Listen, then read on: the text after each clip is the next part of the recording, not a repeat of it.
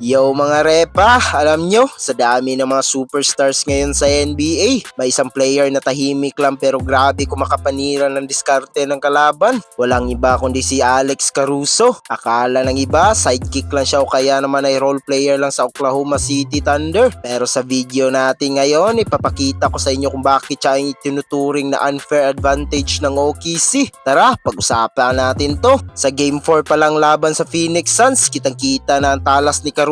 Isipin nyo, 14 points, 4 rebounds at 1 steal lang ang stats niya. Parang normal lang, di ba? Pero mga repa, huwag kayong palinlang sa stat sheet. Kung napanood nyo na maigi ang laro, doon nyo makikita ang championship energy na dala niya. Pagka-step pa lang niya sa court, ramdam mo agad ang pressure. Yung unang play pa lang niya, 3 segundo pa lang ang lumilipas, nakawagan ng bola sa baydang. Doon pa lang, nabuhaya na ang OKC at nakalamang na sila sa halftime. Ganyan kagrabe ang epekto ni Caruso, yung momentum nasa kanya lagi. Hindi lang siya basta depensa mga repa. Pagdating sa opensa, ang init din ang kamay niya sa tres. May isang shot pa siya na nagpatahimik sa crowd ng Phoenix. Parang sinasabi niyang, relax lang kayo dyan, ako bahala rito. Pero ang pinakamatindi talaga rito ay yung second unit ng OKC. Kapag pumasok na sina Caruso at Cason Wallace, ibang usapan na to. Dalawang all-defense type guards ang lalabas sa bench. Hustisya naman para sa kalaban, di ba? Sobrang hirap silang tapatan lalo na tumitira pa sila ng tres. Alam nyo ba na si Caruso ang nangunguna sa buong NBA pagdating sa deflection at forced turnovers per possession? Kumbaga para siyang langaw na hindi mo mabuwal-buwal sa mukha mo. Kahit si Devin Booker hindi nakalusot. Sinubukan siyang itulak ni Booker pero si Caruso pa ang nakakuha ng offensive foul call. Kahit nga si Nikola Jokic na higante, kaya niyang bantayan. At hindi lang siya basta player, leader din siya sa loob ng court. May isang play pa nga na siya mismo ang nagsabi sa referee na tawagan ng technical foul si Booker dahil sa pag-save ng bola at naniwala naman ang ref.